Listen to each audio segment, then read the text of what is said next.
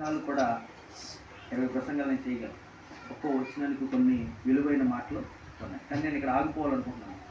కలవరం గురించి మనం మాట్లాడుతున్నాం కదా. ముందుగా మనం గుర్తు చేసుకున్నది, నేర్చుకున్నది ఏమిటంటే కనుక, నా భక్తి జీవితంలో మొరపెడటం చాలా అవసరము, ఎలుగెత్తి ప్రార్థన చేయటము చాలా అవసరము, ప్రార్థన చేసిన నీవు పొందుకునేదాకా ప్రార్థన చేయుతూ ఉండటమే అవసరము. రెండవదిగా నా ప్రార్థన బహు వినయముగా దేవునికి చేయాలి. అలా చేస్తూ ఉన్నప్పుడు మన తొలిటి దినాలను జ్ఞాపకం చేసుకునే ప్రతికూల పరిస్థితుల్లోనికి మనం వచ్చేసి కలవరపడుతున్నప్పుడు, కలవరం అనేది మనకు వచ్చేసినప్పుడు ప్రభువే డైరెక్ట్గా మాట్లాడుతున్నాడు. యోహాను సువార్త 15వ అధ్యాయం చదవండి. యోహాను సువార్త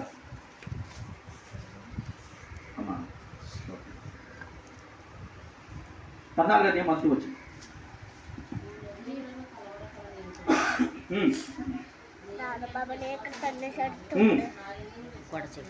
దేవునికి స్తోత్రం.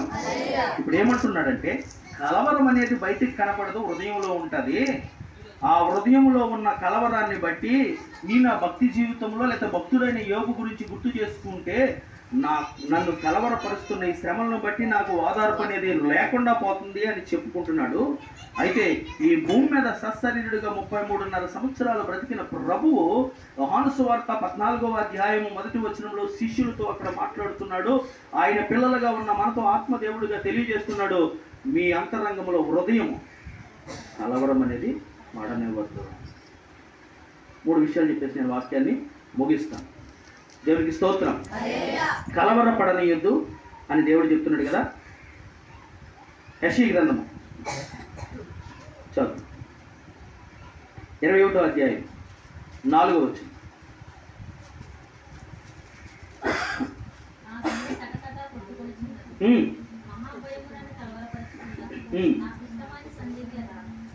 చాలు, మనకు వచ్చేసింది కదా మాట. మహాభయం నన్ను ఏం చేస్తుంది? కలవరపరుస్తుంది. మొట్టమొదటిగా మనిషికి కలవరం దేనికి కలుగుతుంది అంటే కనుక భయాన్ని బట్టి కలవరం కలుగుతుంది. తినేస్తున్నాను అరుగుతుందంటావా, గ్యాస్ ఫామ్ అయిపోతుందంటావా, లేట్ అయిపోయింది కదా. ఈ చిన్న చిన్న మనం పెద్ద పెద్ద ఎందుకు? ఇది భయాన్ని బట్టి నీ హృదయం ఏమొస్తుంది? కలవరం వస్తుంది. హాస్పిటల్కి వెళ్తున్నా తిరిగి వస్తానంటావా? నేను తప్పు తీర్చగలనంటావా? అసలు పిల్లలను చదివించగలనంటావా? అసలు పెళ్ళిళ్ళు చేయగలనంటావా? ఇవన్నీ ఏంటంటే భయాన్ని బట్టి ఏం కలుగుతుందని యెషయా ప్రవక్త చెప్తున్నాడు 21వ అధ్యాయంలో. కలవరం. ప్రభు ఏం చెప్తున్నాడంటే, కలవర పడకుడా, మీ హృదయములను కలవర పడనీయకుడు. మొదటి మాటిగా నా జీవితంలో కలవరం దేనికి వస్తుంది అంటే కనుక భయాన్ని బట్టి వస్తుంది. దేవునికి స్తోత్రం. అదే దేవుడు వాక్యాన్ని బట్టి చెప్తున్నాడు. ద్వితీయోపదేశకాండం 28వ అధ్యాయంలో మొదటి వచనం కాడించి నువ్వు చదువుకుంటే, వాక్యం దీవెనలు ఇచ్చేదిగా లేకపోతే జయమిచ్చేదిగా జీవించే మార్గంగా ఉంది. చదువు, మొదటి మాటలు చదువు.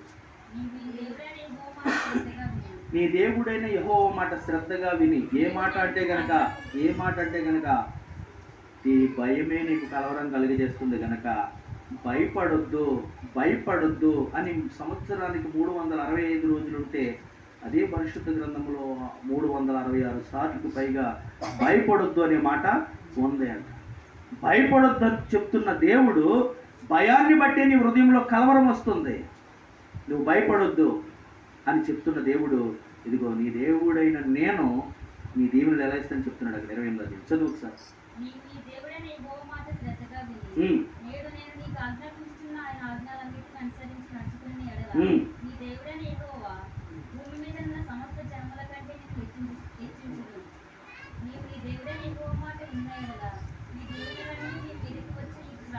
అక్కడ దీవెనలను మనం చదువుకుంటే పొలంలో, పట్టణంలో, అన్నీ కూడా దీవెనలు వస్తాయి.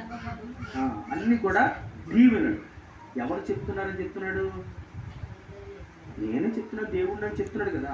నీ దేవుడైనా, నీకు దేవుడైనా, నాకు దేవుడైనా, మనకు దేవుడైనా, వాక్యము దేవుడైనా మనతో మాట్లాడుతున్నాడు. భయపడకు, నీ భయాన్ని బట్టే నీ హృదయంలో కలవరం వస్తుంది. భయపడద్దు, ఇదిగో నీ దేవుడైన యెహోవాను, నీవు ఆరాధిస్తున్న దేవుడిని నేనే చెప్తున్నాను. నీవు నా మాట శ్రద్ధగా విను, భయపడొద్దన్న మాట విను. భయపడకుండా నన్ను బట్టి ధైర్యంగా ఉండు. ధైర్యంగా ఉంటే ఇదిగో ఈ దీవెనలన్నీ నీకు కలుగుతాయి. నీకు పొలం ఉందా, నువ్వు ఆశీర్వదింపబడతావు. నీవు ఇల్లులో ఉంటున్నావా, నీవు ఆశీర్వదింపబడతావు. నువ్వు పట్టణంలో ఉద్యోగం చేస్తున్నావా, నువ్వు ఆశీర్వదింపబడతావు. నీ పిండి పిసికే తొట్టి, నువ్వు నూనె బుడ్డే ఆశీర్వదింపబడుతుంది. ఆశీర్వదింపబడుతుంది ఎప్పుడు అంటే కనుక కలవరం అనేది నీలో రాకుండా ఉండటానికి, భయం అనేది నీవు లేకుండా ఉన్నప్పుడు. అసలు విశ్వాసులు ఎలా ఉంటారని వాక్యం చెప్తుంది తెలుసా? నిత్యము నిలుచు సియోను కొండలు. కొండను కదిలించగలమా? కదిలించ. ఎప్పుడు కూడా మనం ధైర్యం కలిగి ఉండాలి. భయపడద్దు దేన్ని బట్టి కూడా. ఇంకా మనం చెప్పాలంటే కనుక ఒక్కొక్క గంట చూడు, ఈ అలపోతే రేపు 2 అంటాడు. రేపు గురించి ఆయనకి తెలియదు కానీ ఆడేదో మాట్లాడతారు కానీ క్రైస్తవులుగా, క్రీస్తుని ఎరిగిన వారుగా, రక్షణ పొందుకున్న వారుగా మన నిరీక్షణ ఏంటో తెలుసా? ఇక్కడ వెడలిపోతే అక్కడ ఉంటాం. ఇక్కడ మన యాత్ర ముగించిపోతే అక్కడ ఉంటాం. మనకి ఇంకో స్థలం ఉంది. మనం ఇక్కడ యుగాలు జీవించే పరలోక పురం ఉంది. అందుకు మనం ఏమి చెందకూడదు అంటే కనుక భయపడకూడదు. నీ భయాన్ని బట్టి నీలో కలవరం అనేది వస్తుంది. మీ హృదయాలను కలవరపడనీయొద్దు అని ప్రభువు చెప్పాడు. చదవండి 2వ మాట. లూకా సువార్త 24వ అధ్యాయం 38వ వచనం చదువు.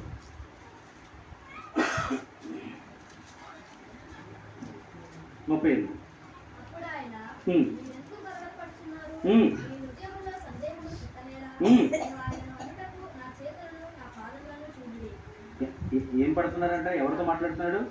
శిష్యులతో. 36వ వచనం కానీ చదువు. 36వ వచనం కానీ చదువు పైన.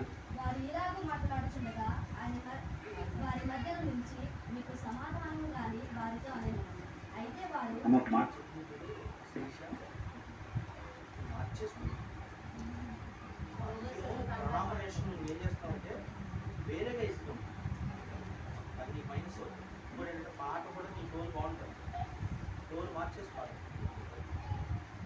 ఎన్నోసార్లు చెప్తూ ఉంటున్నాను, వాయిస్ రియల్గా బాగానే ఉంటుంది, ఎత్తుకుంటే బాగుంటుంది. అది నేను పదం కలిపేసుకుంటున్నాను. చదివి 36 నుంచి కాదు శిరీష చదువు.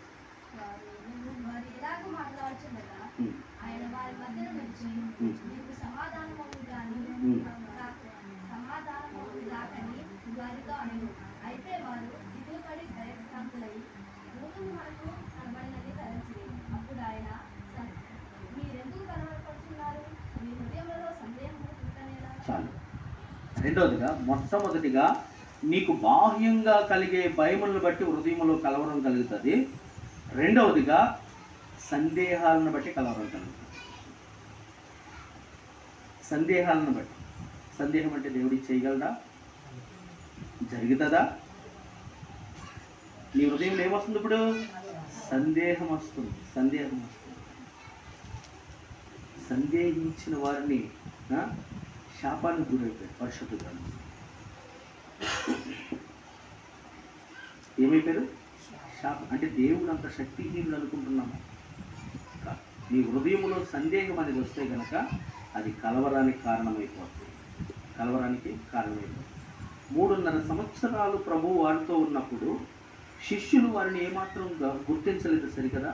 లేకపోతే ఆయన చెప్పిన బోధనలు ఏమాత్రం గుర్తు చేసుకోలేదు సరికదా? లేకపోతే ఆ కొండ మీద రూపాంతరం పొందినప్పుడు ఆ పేతురు లేచి అన్నాడు, నీకు ఒక పర్ణశాల, ఏలియాకు ఒక పర్ణశాల, మోషకు ఒక పర్ణశాల కడతామంటాడు. ఆయన రూపాంతరం పొందాడు.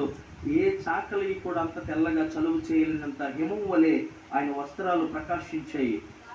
అవి ఏమాత్రం గుర్తులేవో భూతం అనుకుంటున్నారు. ఏమంటున్నారు అంటే మన మన సందేహము, మనలో ఉన్న సందేహము దేవుణ్ణి కూడా గుర్తించలేనంత అంధత్వాన్ని కలిగజేస్తుంది. లేకపోతే దేవుని శక్తి సామర్థ్యాలను కూడా అనుమానించే అనుమానం కలిగజేస్తుంది. ఈ అరణ్యంలో ఆహారం పెట్టగలడా? ఎడారి ప్రాంతంలో నీళ్ళు ఇవ్వగలడా? శోధించలేదా ప్రభుని? శోధించారు, అనుమానించారు.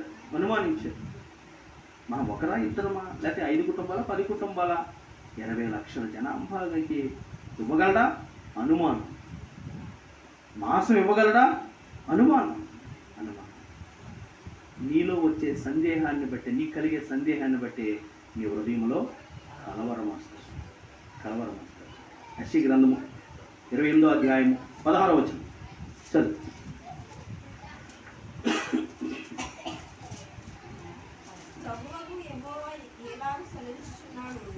సియోనులో పునాదిగా రాతిని వేసిన వాడిని నేనే. చదువు. అది పరిశోధింపబడిన రాయి, అమూల్యమైన తలరాయి, బహు స్థిరమైన పునాది అయిన మూలరాయి అయి ఉన్నదని విశ్వసించువాడు కలవరపడడు. దేవునికి స్తోత్రం. మొట్టమొదటిగా భయాన్ని బట్టి నీలో కలవరం వస్తుంది.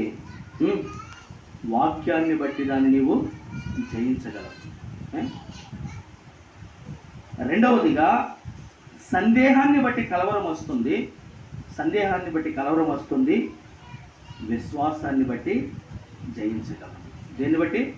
విశ్వాసాన్ని బట్టి. విశ్వాసం అనేది ఎలా ఉందో అది చెప్తుంది కదా. చదువమ్మా. ఎబ్రిల్కి రాసిన పత్రిక 11వ అధ్యాయం మొదటి వచ్చింది. తీస్తుంది.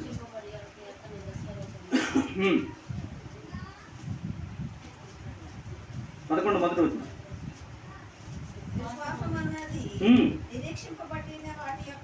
నిజస్వరూపమును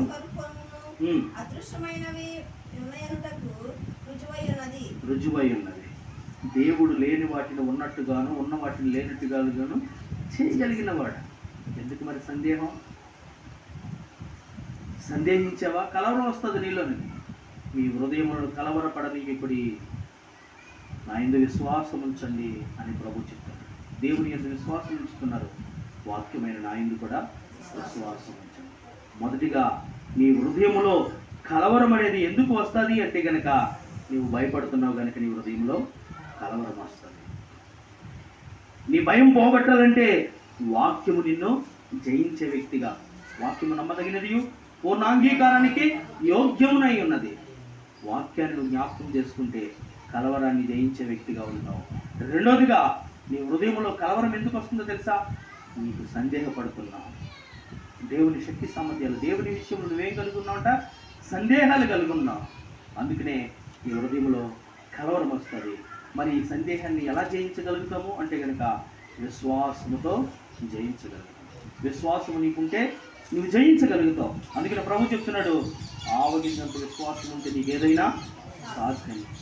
నమ్మువానికి సమస్తము సాధ్యమే. రెండోదిగా నీ కలవరము పోవాలి అంటే కనుక, జయించాలి అంటే కనుక సందేహాన్ని విడిచి దేవుని యందు విశ్వాసము ఉంచాలి. మూడోదిగా ఒక మాట చెప్పేసి నేను వాక్యాన్ని ముగిస్తాను. చదువుదాం. ఎబ్రిల్కి రాసిన పత్రిక 12వ అధ్యాయము 17వ వచనం.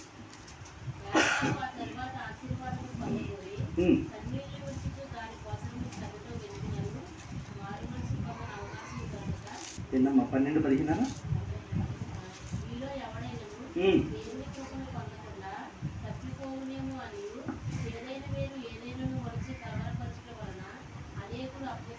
చాలు. దేవునికి స్తోత్రం. చేదైన వేలు. మూడవదిగా నిన్ను